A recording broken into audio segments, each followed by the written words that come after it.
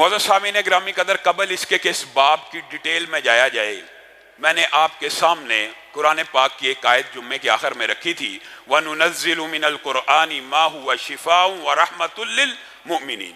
قرآن شفا کی کتاب بھی ہے، اگرچہ قرآن ہدایت کے لیے نازل ہوا ہے، اس بات میں کسی بھی قسم کا کوئی اشکال نہیں ہونا چاہیے کہ قرآن پاک اس لیے نازل ہوا کہ آپ اس کے اوپر غور و فکر کریں، تدبر کریں اور اس کو سمجھیں اور اس کو سمجھ کے پڑھیں۔ لیکن ان باتوں سے کیا اس بات کا انکار ہو سکتا ہے کہ اس کو خالی پڑھنے سے بغیر سمجھے کوئی ثواب نہیں ملے گا؟ یہ بات بھی سمجھ لیجئے۔ کچھ باتیں معاشرے کی رسومات بد کو ختم کرنے کے لیے آپ کے سامنے رکھی جاتی ہیں، لیکن اس کا مطلب قطعاً یہ نہیں ہوتا کہ یہ جو دوسرا پہلو ہے یہ موجود ہی نہیں۔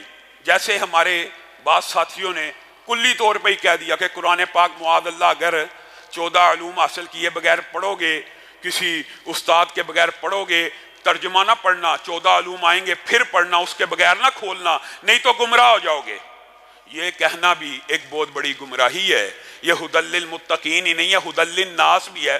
پڑھو گے تو ہدایت آئے گی، البتہ اس میں گمراہی کے امکان صرف اس بندے کے لیے ہیں جو پہلے سے ایک کنسیپٹ بنا کے بیٹھا ہو، اپنا عقیدہ نظریہ بنا کے بیٹھا ہو اور کہے اب قرآن پاک کی جو بھی آیت میرے عقیدے سے ہم آہنگ ہوگی میں اسی کو لوں گا، باقی سب کی طویلات اور تشریحات کرتا رہوں گا اور ان کے اندر من مانی تشریحات کو ڈالتا رہوں گا۔ وہ بندہ تو گمراہ ہو سکتا ہے، لیکن جو صدق دل سے قرآن پاک کو اس نیت سے کھولے کہ اللہ اس کتاب کے ذریعے مجھے ہدایت دینا، تو اللہ کی قسم اللہ اس کتاب کے ذریعے ہدایت دیتا، گمراہی نہیں دیتا۔ یہ آپ کو مغالطہ ڈالا ہوا ہے کہ 14 علوم حاصل کرنے، لیکن جب یہ آپ کو کہا جاتا ہے کہ غور و فکر کر کے سوچ سمجھ کے اس کے اوپر یہ کتاب ہدایت ہے، غور و فکر کرنے کی کتاب ہے، اس لیے نازل ہوئی کہ زندہ لوگوں کو یہ ہدایت کا رستہ دکھائی، یہ مردوں کو بخشوانے کے لیے نازل نہیں ہوئی تو ساتھ لوگ یہ سمجھنا شروع کر دیتے ہیں کہ شاید جن بندوں کو اس کا ترجمہ نہیں آتا تو اس کو ثواب نہیں ملتا۔ یہ وہم بھی اپنے دماغ سے نکال لیجئے۔ یہ کتاب ہدایت بھی ہے، کتاب شفا بھی ہے اور کتاب ثواب بھی ہے۔ یہ کہنا یہ کتاب ثواب نہیں ہے، یہ بھی غلط بات ہے۔ کیوں؟ رسول اللہ صلی اللہ علیہ وسلم نے کہا کہ اس کے ایک حرف کو پڑھنے کی کتنی نیکی ہیں؟ الحمدللہ سب کو پتہ ہے کتنی نیکی ہیں، 10۔ اور یہ آپ کے لیے مبارک بات ہے کہ آپ کو رسول اللہ صلی اللہ علیہ وسلم کی کوئی حدیث پتہ ہے، کیونکہ جس کو پتہ ہو اور وہ آگے پہنچاتا رہے، رسول اللہ کی اس کے لیے دعا ہے کہ اس کا چہرہ سرسبز و شاداب رہے، اس کا چہرہ آباد رہے۔ ایک حرف پڑھنے کی 10 نیکی ہے۔ رسول اللہ صلی اللہ علیہ وسلم مثال دے سکتے تھے قرآن پاک میں کسی بھی حرف کی، کسی بھی لفظ کی، لیکن رسول اللہ نے یہ عقیدہ بھی سیدھا کر دیا اور مثال کتنی عمدہ سمجھائی۔ میں یہ نہیں کہتا الف لام میم ایک حرف ہے، بلکہ میں یہ کہتا ہوں الف ایک حرف ہے، لام ایک حرف ہے، میم ایک حرف ہے۔ یہاں پہ رک جائیے۔ وہ جو بڑے بڑے فلاسفر، تھنکرز، منطق اور عقل کے فلسفے بگاڑنے والے، حقیقت میں حدیث کا انکار کرنے والے، اور حقیقت میں جو بندہ حدیث کا انکار کرتا ہے وہ قرآن کا بھی انکار کرتا ہے۔ یہاں پہ وہ بھی ذرا ان کو بھی دعوت اصلاح ہے۔ یہاں پہ اللہ کے رسول نے کون سا لفظ چنا ہے؟ الف لام میم۔ بتائیے اس کا ترجمہ کیا ہے؟ بتائیے، کیا اس کا کوئی ترجمہ ہے؟ اس کا ترجمہ، اس کی تعویل، اس کی تشریح اللہ ہی جانتا ہے۔ اگر کسی چیز کا ترجمہ معلوم ہی نہیں، اس کو پڑھنے سے 30 نیکی ہیں، تو جس کا ترجمہ آپ کو معلوم ہو جائے گا اس کو پڑھنے سے نیکیاں بھی زیادہ ہوں گی۔ لیکن اگر معلوم نہیں ہے، کوئی بندہ بغیر اس کے معنی کو سمجھے بھی ثواب کی نیت سے پڑھتا ہے، اس کو بھی ثواب ملتا چلا جائے گا۔ یہ آج کل کے تھنکرز اور فلاسفر، ان کی عقل پہ کیسا پردہ ہے۔ ایک نے تو یہاں تک کہہ دیا، یہ پڑھنے کی بات تو رسول اللہ کہہ رہے ہیں 3 حرف پڑھنے کی 30 نیکی ہیں، اور ایک نے کہہ دیا کہ جو مجرد حافظ قرآن ہے نا، مجرد حافظ قرآن، جو چھڑا حافظ قرآن ہے، اس کی کوئی فضیلت نہیں۔ متفقن علیہ حدیث ہے کہ جو بندہ حافظ قرآن ہے اور قرآن کا ماہر ہے، وہ کل قیامت کے دن کن کے ساتھ ہوگا؟ ان فرشتوں کے ساتھ جو اللہ کے بڑے مقرب ہیں۔ حافظ قرآن کی تو یہ فضیلت ہے۔ میرے بھائیو، قبل اس کے کہ اس مضمون کی گہرائی میں اور اس کی فضیلتوں کے باب میں جایا جائے، چند ایک باتیں میں ضرور آج کہنا چاہتا ہوں۔ کچھ علماء، ان کی خدمات ہوتی ہیں، ان کی خدمات کا اقرار کر لینا چاہیے، لیکن کچھ ایسے علماء جو وحی کے اوپر شرمندہ ہوں، جو وحی سے منہ کتراتے ہوں، ان کو پھر عالم کہنا بھی علماء کی توہین ہے۔ اگر کوئی عالم جن کا ترجمہ، ہمارے یہاں پہ غلام احمد پرویز صاحب گزرے ہیں جو جن کا ترجمہ کیا کیا کرتے تھے؟ دیہاتی آدمی۔ وَخَلَقَ الْجَانَّ مِن مَارِجٍ مِّن نَارٍ، کیا دیہاتیوں کو اللہ نے آگ سے پیدا کیا ہے؟ ایسے ایسے ترجمے وہ لوگ فلاسفر تھنکرز کرتے ہیں جو سائنس زدگی کا شکار ہوتے ہیں۔ سائنس کا اسلام کے ساتھ کوئی تصادم نہیں ہے۔ سائنس کیا ہے؟ اللہ کی تخلیقات کے جو عناصر ہیں، اللہ کی تخلیقات کی جانچ پڑتال ڈھونڈنا، اللہ تعالیٰ نے کیا کیا چیز بنائی ہے، اس کی اناٹومی کیا ہے، اس کی ساری حیت کیا ہے، اس کو سائنس کہتے ہیں۔ لیکن یہ سائنس سے اس قدر متاثر ہیں کہ یہ سمجھتے ہیں سائنس کا علم جو انسانی علم ہے، جو گمانی علم ہے، جو ظن کا علم ہے، جو تخمین کا علم ہے، اندازے کا علم ہے، اس کی حیثیت وحی الہی سے بلندتر ہو سکتی ہے۔ وحی الہی تو یقینی علم ہوتا ہے، وحی الہی میں تو کوئی ظن تخمین گمان نہیں ہوتا۔ وحی الہی سیدھی سچی صاف بات ہے، کس کی طرف سے نازل ہوتی ہے؟ اللہ کی طرف سے۔ یہ میں نے صرف آپ کو غلام احمد پرویز کا ایک اشارہ کرایا ہے، اس طرح کی متعدد باتیں قرآن کے بھی خلاف۔ اور ایک بات میں آپ کو یہ بھی کہہ دینا چاہتا ہوں، جو بندہ حدیث کا انکار کرتا ہے نا، جس قسم کی حدیث کا انکار کرتا ہے، عجیب بات یہ ہے اللہ تعالیٰ اسی قسم کی آیت بھی قرآن میں نازل کر چکا ہوتا ہے۔ حدیث کا تو انکار کر دیتا ہے، اب قرآن کی آیت کا کیسے کرے گا؟ اس کی کچھ مثالیں ہیں، جیسے آج کل کے بڑے فلاسفر تھنکر نام نہاد علماء سائنس زدگی کا ایسے شکار ہوئے ہیں کہ وہ بھی اس نظریے کو مانتے ہیں، وہ بھی چند ایسے نظریات کو مانتے ہیں جو قرآن و سنت کے سراسر خلاف ہیں۔ ان میں سے چلے ایک مثال دیتا ہوں۔ سائنس کے جتنے طالب علم ہیں، یہاں پہ ہمارے ڈاکٹرز بھی بیٹھے ہیں، ان کا اس بات کے اوپر اتفاق ہے کہ انسانی عمر کبھی بھی 1000 برس نہیں رہی۔ ان کے سامنے جب حضرت آدم کی عمر کا تذکرہ کیا جاتا ہے نا، حضرت آدم کی، کہ ان کو 1000 برس اللہ نے عمر دی، یہ ہوا وہ ہوا، وہ کہتے ہیں یار یہ روایتوں کے پیچھے پڑ گئے ہیں، یہ روایتوں کے پیچھے پڑ گئے ہیں، اور اس حدیث کا انکار کر دیتے ہیں۔ لیکن ان کو یہ نہیں پتا، انہوں نے صرف حدیث کا انکار نہیں کیا، قرآن کا بھی انکار کر دیا۔ وَلَقَدْ أَرْسَلْنَا نُوحًا إِلَىٰ قَوْمِهِ، اور نوح کو ہم نے اس کی قوم پہ بھیجا، فَلَبِثَ فِيهِمْ أَلْفَ سَنَةٍ إِلَّا 50 عَامًا۔ نوح نے اپنی قوم میں کتنے برس گزارے؟ 950 برس۔ کون کہہ رہا ہے؟ اللہ۔ حدیث ہے یہ۔ اب انکار حدیث کرنے والا لامحالہ طور پر صرف حدیث کا انکار نہیں کر رہا ہوتا، قرآن کا بھی انکار کر دیتا ہے، کیونکہ حدیث میں جو بات بیان ہوتی ہے قرآن پاک میں اس سے ملتی جلتی بات ضرور موجود ہوتی ہے۔ اب بتائیں وہ سائنسدان جنہوں نے یہ سائنس کی تھیوری، یہ اصل میں اندازہ ہے نا، انہوں نے تو گمان سے اندازہ لگا دیا انسان کبھی بھی 200-300 سال کے اوپر نہیں گزرا، اعلانیہ طور پہ کہتے ہیں۔ اللہ کہہ رہا ہے کہ نوح اپنی قوم میں 950 برس تبلیغ کرتے رہے۔ وَلَبِثُوا فِي كَهْفِهِمْ 300 سِنِينَ وَازْدَادُوا 9 وَازْدَادُوا، کتنے برس ہوتے رہے ہیں؟ 309 سال، صرف سوتے 309 برس رہے ہیں۔ سائنس کہتی ہے نہیں، 100 سال 150 سال سے اوپر کبھی انسان نہیں ہوا۔ تو کیا وہ علماء جو سائنس کی ان باتوں کی بھی تائید کرتے ہیں، آپ ان کو علماء کہیں گے؟ آپ ان کو عجیب و غریب ان کو خطابات دیے جاتے ہیں، مفکر اسلام، داعی اسلام، آج دنیا کا مجدد دین و ملت، جو قرآن کی آیتوں کا انکار کرتا رہا، وہ دنیا سے چلا گیا اور ماتم برپا کر دیتے ہیں۔ بتائیں، اللہ تعالیٰ نے حضرت نوح کی عمر قرآن پاک میں 950 برس بیان کی، اصحاب کہف کی 309 برس صرف سونے کا قصہ کیا، حضرت عزیر کا 100 برس سونے کا قصہ سنایا۔ سائنس ان باتوں کو نہ مانے، سائنس ایک وقت آئے گا جب ان حقیقتوں کو شاید پالے، اور اگر پالے تو بہتر ہے، اگر نہ بھی پائے مسلمانوں کا یہ عقیدہ ہے جو اللہ نے فرما دیا وہ سچ ہے۔ آپ کو میں ایک حیران کن بات بتاؤں، یہ سائنس زدگی اتنی بری چیز ہوتی ہے، علماء کو جو دین کے طالب علم ہوتے ہیں ان کے پاؤں بھی اکھاڑ دیتی ہے۔ 1400 برس سے مسلمانوں کا مسلمہ ایک عقیدہ ہے، اگرچہ سائنس کی وجہ سے اس کے اندر کچھ تفرقات علماء میں بھی تفریق پیدا ہوئی، لیکن 1400 برس سے عبداللہ ابن عباس کی تفسیر اٹھا لیں کتنی پرانی، آج تک مسلمانوں کا کیا عقیدہ ہے؟ وَالشَّمْسُ تَجْرِي لِمُسْتَقَرٍّ لَهَا، عقیدہ ہے یا نہیں؟ سورج چل رہا ہے، سائنس کو کتنے برس لگے اس حقیقت تک پہنچنے کے لیے کہ سورج چل رہا ہے۔ آج کی سائنس تو شاید اس بات کو مانتی ہے کہ واقعی سورج بھی چل رہا ہے۔ اللہ تعالیٰ نے 1400 برس پہلے ہی، یہ وحی کا علم اتنا یقینی ہوتا ہے، اس میں کوئی غلطی کا امکان ہی نہیں۔ وَالشَّمْسُ تَجْرِي لِمُسْتَقَرٍّ لَهَا، اور لفظ تجری استعمال کیا، جس کا مطلب کیا ہے؟ بڑی تیز رفتاری سے چل رہا ہے، اس کی رفتار کوئی معمولی نہیں ہے۔ اور وَالْقَمَرَ قَدَّرْنَاهُ مَنَازِلَ، چاند بھی چل رہا ہے، سورج بھی چل رہا ہے۔ وَكُلٌّ فِي فَلَكٍ يَسْبَحُونَ، زمین بھی چل رہی ہے۔ بعض لوگ جب سائنس اس نتیجے پہ پہنچی کہ سورج جو ہے وہ ساقط ہے، علماء نے بھی پینترا بدل دیا، جی سورج ساقط ہے، جی زمین، کبھی سائنس نے کچھ کہا کبھی کچھ کہا، جو سائنس کہتی رہی علماء نے اس کے مطابق، اس دور کے سائنس زدگی کے شکار علماء نے وہی تشریح کرنا شروع کر دی۔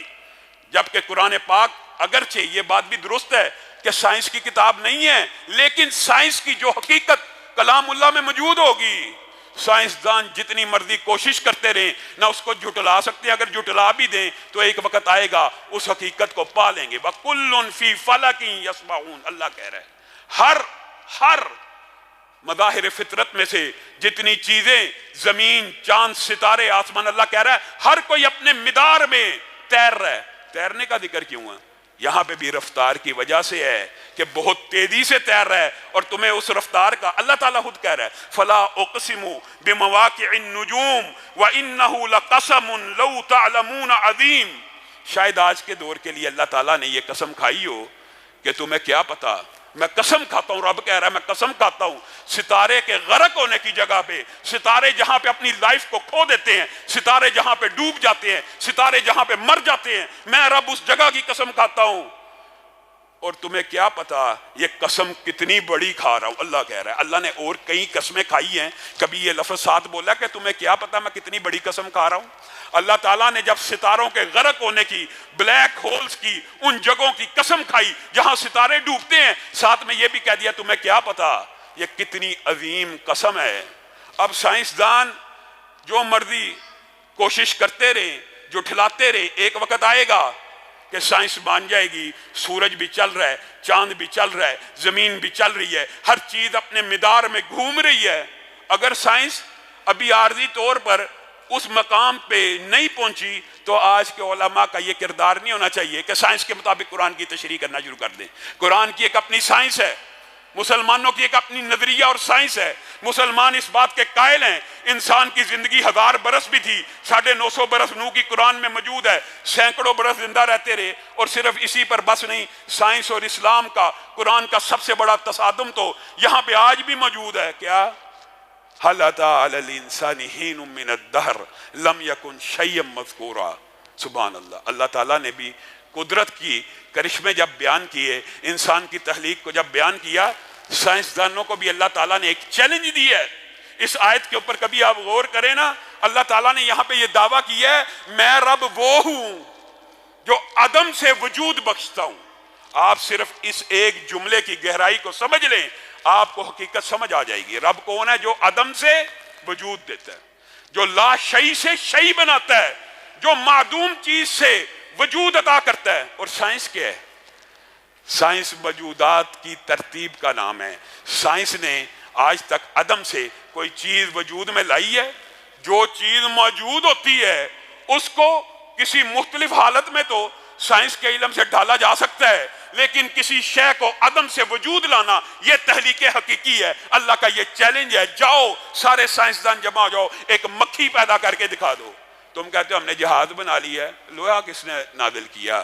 یہ سارے اجزاء کس نے نازل کیے؟ موجودات کو ترتیب دینا، موجودات کو مرتب کرنا، یہ تم سمجھتے ہو تخلیق ہے؟ اللہ وہ ہے جو عدم سے کائنات کو، پوری دنیا کو تخلیق کرنے والا ہے۔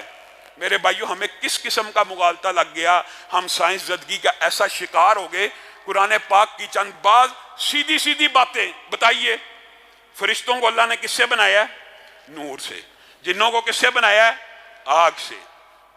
وَأَنَّا لَمَسْنَا السَّمَاءَ فَوَجَدْنَاهَا مُلِيَتْ حَرَسًا شَدِيدًا وَشُهْبًا وَأَنَّا كُنَّا نَقْعُدُ مِنْهَا مَقَاعِدَ لِلسَّمْعِ فمن یستمیل آنا یجد لہو شہابا رصدا۔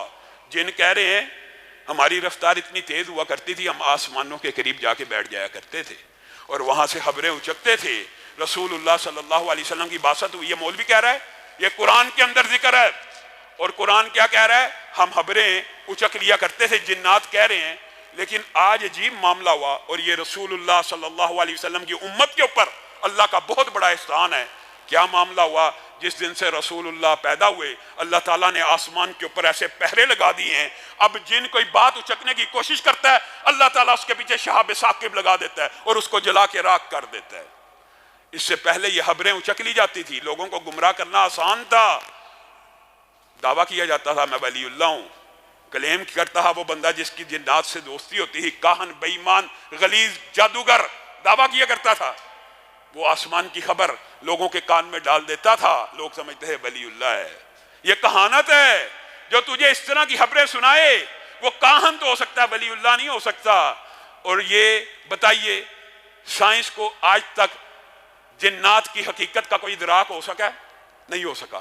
ہمارا آپ کا عقیدہ ہے جن ایک مخلوق ہے، ہر انسان کے ساتھ ایک قرین پیدا ہوا ہے، سائنس کو وہ نظر نہیں آتا۔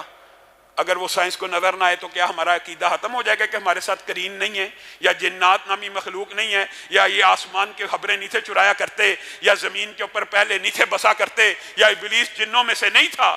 انکار کر دیا جائے گا؟ سائنس ہو سکتا ہے کب اس حقیقت کو پائے؟ یہ ڈھونڈتے ہیں ایلین لائف کو ڈھونڈتے پھرتے ہیں، انٹرسٹیلر اور کیا کیا کاسمولوجی کے اندر انہوں نے اصطلاحات ایجاد کی ہیں، کوئی اور پلینٹس ہیں، کوئی اس گلیکسی کے باہر، یہ جو ملکی وے ہے اس کے علاوہ جو گلیکسیز ہیں وہاں پہ کوئی مخلوقات ہیں۔ اور بھائی قرآن پاک میں تو اللہ تعالیٰ کہہ رہا ہے انسان بھی بنیادی طور پر اس زمین کی مخلوق نہیں ہے، زمین سے پیدا تو ہوا ہے لیکن لے جایا کہاں گیا تھا؟ جنت میں۔ آدم کہاں سے نازل ہوئے ہیں؟ جنت سے نازل ہوئے ہیں۔ اور تجھے کس نے مغالطہ ڈال دیا؟ اسلام کی سائنس تو سیدھی سچی صاف ہے، یہ جو جنات ہیں یہ آسمان کے قریب جا کے خبریں اچک لیتے ہیں۔ اور اگر بات آئی ہے تو میں بات کو مزید بڑھاتا ہوں، حضرت سلیمان یہ سمجھتے ہیں ہم ہی ہواؤں میں اڑتے تھے، آج ہم نے ہی جہاز ایجاد کیے، ہم نے ہی راکٹ ایجاد کیے۔ حضرت سلیمان کے پاس ہواؤں کے اوپر حاکمیت تھی کہ نہیں؟ انسان پہلے بھی حاکم رہا ہے، اور تم نے کیا ایجاد کرنا ہے؟ اللہ رب العزت نے انسانوں کو ایسا علم پہلے بھی عطا کیا ہے، والذی عندہ علم من الکتاب، وہ جس کے پاس سلیمان کا مشیر تھا اس کے پاس کتاب کا علم تھا، اس نے ملکہ بلقیس کے تخت کو ٹیلی ٹرانسپورٹیشن کے ذریعے کہہ لیں، آج کل کے الفاظ میں کہتا ہوں، پلک جھپکنے سے پہلے لے آیا تھا کہ نہیں تھا لایا؟ تم یہ آج کوشش کر رہے ہو، اور تم نے حقیقت یہ ہے اگر سائنس بھی وحی کی رہنمائی سے محروم ہو جائے تو صرف ٹامک ٹوئیاں مارتی رہے گی۔ سگنلز ڈھونڈ رہے ہیں، ریڈیو سگنلز آنا چاہیے۔ تمہیں کیا پتا اللہ تعالیٰ نے فرشتوں میں یا جنوں میں ریڈیو سگنل رکھے ہوئے ہیں یا نہیں رکھے ہوئے؟ تمہارا میرا عقیدہ ہے کہ نہیں کہ فرشتے آسمان سے اترتے ہیں، میرے آگے پیچھے موجود ہیں، 3 مخلوقات اس دھرتی کے اوپر ایلینز موجود ہیں، تم آج تک تلاش نہیں کر سکے۔ جاؤ، نہ تمہیں فرشتہ ملتا ہے نہ تمہیں جن ملتا ہے۔ اور ایسے علماء کے اوپر بھی پھر حیرت ہوتی ہے، کیونکہ سائنس کو جنات کا ادراک نہیں ہو سکا، سائنس کو فرشتوں کا ادراک نہیں ہو سکا، انہوں نے کہا جنوں کی اور فرشتوں کی تفسیر ہی فرق کر دو۔ یہ بدعقیدگی ہے۔ اور اسی ضمن میں ایک بات میں کہنا چاہتا ہوں، سائنس جتنی مرضی ترقی کر لے، سائنس اندازے کا نام ہوتا ہے، گمان کا نام ہوتا ہے۔ ہمیں سائنس سے کوئی اعتراض نہیں، انسانی تخلیق کے ناصر ڈھونڈ رہی ہے، کاسمولوجی ڈھونڈ رہی ہے، لیکن یہ صرف اللہ ہی کی تخلیق کردہ چیزوں کو ڈھونڈ رہی ہے۔ تو جس نے تخلیق کیا ہے اس نے اپنی تخلیق کے بارے میں جو کچھ باتیں بتا دی ہیں، اگر تم ان کے اوپر ایمان لے آؤ گے تو تمہیں ترقی کا امکان تمہارا زیادہ بڑھ جائے گا۔ سائنس آج تک یہ نہیں سمجھ سکی کہ دل جو ہوتا ہے اس کے اندر احساسات ہوتے ہیں۔ میرے بھائیو، دل اسلامی سائنس میں اسلام کی ایک سائنس ہے، اور اسلامی سائنس وحی کی سائنس ہے، اور جو وحی کی سائنس ہے وہ حتمی اور یقینی ہے۔ اللہ تعالیٰ نے قرآن پاک کے اندر دل کے بارے میں جتنی آیتیں نازل کی، آپ کبھی ان کے اوپر غور کریں۔ اور ہمارا جو موضوع ہے اس کی ابتدا بھی اسی جملے سے ہو رہی ہے، کیونکہ یہ جو قرآن پاک ہے یہ دلوں کی رہنمائی کے لیے اور دلوں کی بیماریوں کو دور کرنے کے لیے نازل ہوا۔ یہ کہتے ہیں کہ دل تو سوچتا نہیں، دل تو بیمار نہیں ہوتا۔ فی قلوبہم مرض، اللہ کہہ رہا ہے کہ مولوی کہہ رہا ہے، فی قلوبہم زیغ، ख़तम अल्लाहु अला कुलूबिहिम, ये अल्लाह के अल्फाज हैं कि मौलवी के उनके दिलों में बीमारी है, उनके दिलों में टेढ़पन है, उनके दिलों पे अल्लाह ने मोहर लगा दी। कल्ला बल रान अला कुलूबिहिम, उनके दिलों के ऊपर जंग लग गया। लहुम कुलूबुन ला यफ्क़हून बिहा, उनके दिल ने जो सोचते नहीं समझते नहीं। तुम कहते हो नहीं नहीं नहीं, दिल के अंदर तो एहसासात नहीं है, दिल के अंदर तो जज्बात नहीं है, दिल के अंदर तो ख्यालात नहीं है। कमांड एंड कंट्रोल का सिस्टम सिर्फ दिमाग है, सिर्फ सर के अंदर मुक़य्यद है। इस्लाम वाज़े है, इस्लाम सीधा है, इस्लाम दिमाग का इनकार नहीं करता। दिमाग का लफ्ज़ भी कुरान पाक में मौजूद है, अहादीस में भी मौजूद है। लेकिन अल्लाह रब्बुल इज़्ज़त ने जो वही का इल्म मुझे और तुझे अता किया, डॉक्टर पता नहीं कितने 100 साल बाद पहुंचे तो पहुंच जाएं, ना भी पहुंचे, अल्लाह ने कह दिया कमांड एंड कंट्रोल सिस्टम इंसानी जिस्म में 2 जगह वाक़े हैं, एक सर में वाक़े है और एक सीने में वाक़े है। रब्बी शरह ली सदरी, अल्लाह हमारा सीना खोल दे, और अल्लाह उन लोगों का सीना भी खोल दे जो साइंस ज़दगी का इस कदर शिकार हैं कि इस्लाम के सीधे सुच्चे साफ असूलों का भी इनकार कर देते हैं। अल्लाह तो कह रहा है, अल्लाह के रसूल ने एक मर्तबा ये भी कह दिया, अत्तक़वा हाहुना, इशारा किया, तकवा यहाँ पे होता है, तकवा दिलों पे होता है। दिल मरीज हो जाते हैं, दिल बीमार हो जाते हैं, दिल में कजी आ जाती है, दिल पे पर्दे पड़ जाते हैं। ये सारे अल्फाज कुरान पाक में मौजूद हैं। जब दिल काला, जंगलूद, कजी, टेढ़पन का शिकार हो जाता है तो अल्लाह ताला उन दिलों के ऊपर मोहर लगा देते हैं और उन दिलों को फिर कभी हदायत नहीं मिलती। आप उर्दू के आम फहम मुहावरे में या जुबानों के आम फहम मुहावरे में आप खुद कभी गौर करना, जब कभी आपको खुशी होगी, कभी खुशी के साथ साथ आप अपने सर में महसूस नहीं करेंगे। अल्लाह की कसम, आम फहम बात है, आप खुशी के साथ साथ अपने सीने में महसूस करेंगे, आप गम के साथ साथ अपने सीने में महसूस करेंगे। आपका बेटा एक अरसे के बाद आएगा, आप उसको गले लगाएंगे, आपका सीना मुसर्रत और शादमानी से भर जाएगा, क्योंकि एहसासात के मराकज़ इस्लाम में 2 हैं। दिमाग भी कमांड एंड कंट्रोल सिस्टम का काम सर अंजाम देता है। हाथ उठाने हैं, दिमाग ने कहना है, पलक झपकनी है, कदम उठाने हैं। लेकिन नेकी के जज्बात दिल में भी पैदा होते हैं, बुराई के ख्यालात दिल में भी पैदा होते हैं, दिमाग में भी होते हैं। वसवसा कुरान पाक में क्या, फी सुदूर इन्नास, कहाँ पे वसवसा डाला जाता है बताइए। और इस बात को भी छोड़िए, नाज़ला बिहिर रूहुल अमीन, नाज़ला बिहिर रूहुल अमीन अला क़ल्बिका। अल्लाह कह रहा है जिब्रील अमीन भी अगर कुरान को लेके आए तो आपके कल्बे अथर के ऊपर लेके आए। साइंस जो मर्जी कहती रहे, आज मैंने और आपने यहां से इब्तिदा करनी है कि हमारे जो दिलों की टेल है, दिलों की बीमारी हैं, ये जो दिलों की बीमारियां होती हैं, यही इंसान को बुराई की तरफ लेके जाती हैं। और इन बीमारियों का एक ही इलाज है, अला बिज़िक्रिल्लाहि तत्मइन्नुल कुलूब, अला बिज़िक्रिल्लाहि तत्मइन्नुल कुलूब। क्या अल्लाह के जिक्र से दिल इत्मीनान नहीं पकड़ते, दिल सीधे नहीं होते, दिल ठहर नहीं जाते, दिल नेकियों के रास्ते पे नहीं चल पड़ते, दिल हदायत के रास्तों पे नहीं गामजन हो जाते। इंशाअल्लाह इसी बात को कल यहाँ से आगे बढ़ाएंगे और कुरान पाक की फजीलत और ज़िक्र इलाही के फजीलत के हवाले से अपनी गुफ्तगू को जारी रखेंगे। सुभान रब्बिका रब्बिल इज़्ज़ति अम्मा यसिफून व सलामुन अल मुरसलीन।